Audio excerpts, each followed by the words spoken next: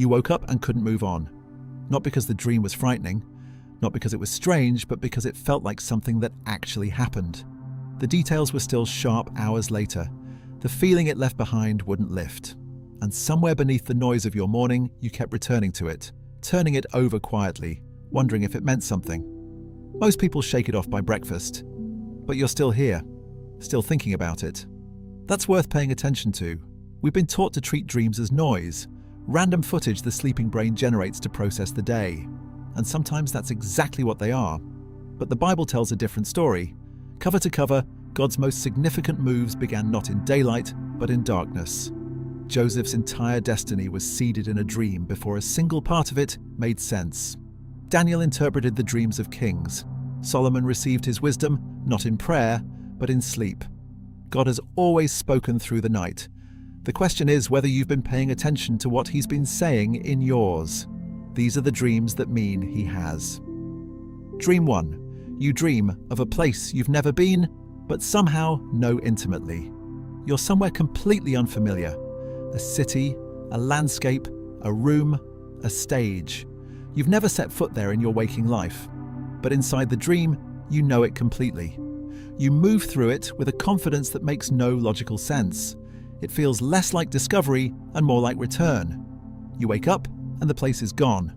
But the feeling of belonging there isn't. The rational mind files it under coincidence. Overactive imagination. Something you must have seen in a film and forgotten. But consider Abraham. In Genesis 12, God told him to leave everything familiar and go to a land he had never seen. No map, no coordinates, just a pull towards something he couldn't yet explain. And Abraham went, not because he understood, but because something inside him already recognized the destination before he arrived. That dream of an unfamiliar place that felt like home wasn't your imagination wandering. It may have been your spirit recognizing something your natural eyes haven't seen yet. God sometimes shows you the destination before he reveals the journey. Not to confuse you, to prepare you.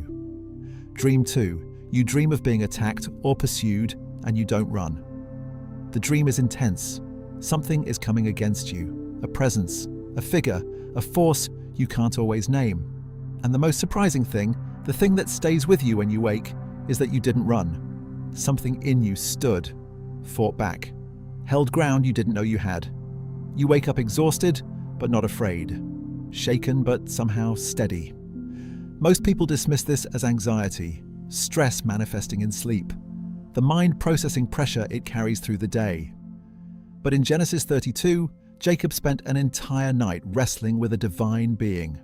Not running, not surrendering, wrestling. And when morning came and the being asked to be released, Jacob's response wasn't relief. It was this: I will not let you go unless you bless me. That night of struggle didn't break Jacob.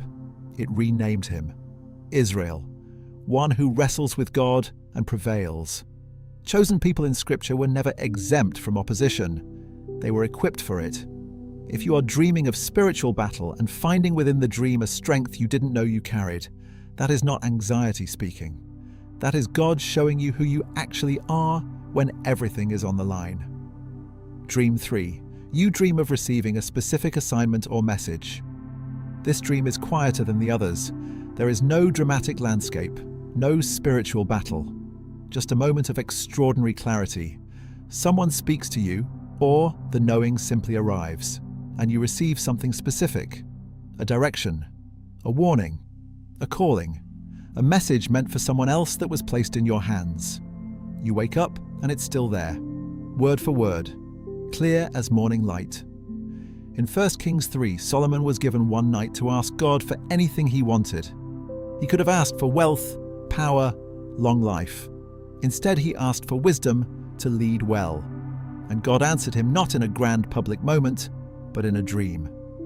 The assignment arrived in the night because Solomon was finally still enough to receive it. This is the most significant dream on this list because it carries the most weight. It isn't just about identity, it is about responsibility.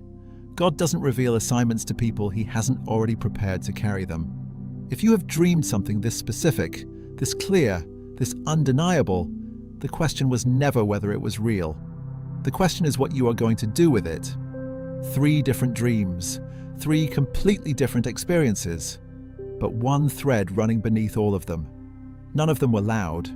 None of them were unmistakable in the way we expect divine encounters to be. Every single one could be explained away by a mind looking for a rational exit.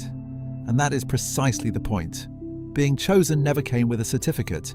It came with a quiet, persistent knowing that refused to leave no matter how many times you tried to dismiss it. The dreams were never the proof. Your inability to let them go is. If one of these dreams stopped you because you recognized it, don't rush past that. Don't wait until it makes complete sense before you take it seriously. Chosen in Scripture always meant called, and called always meant moved.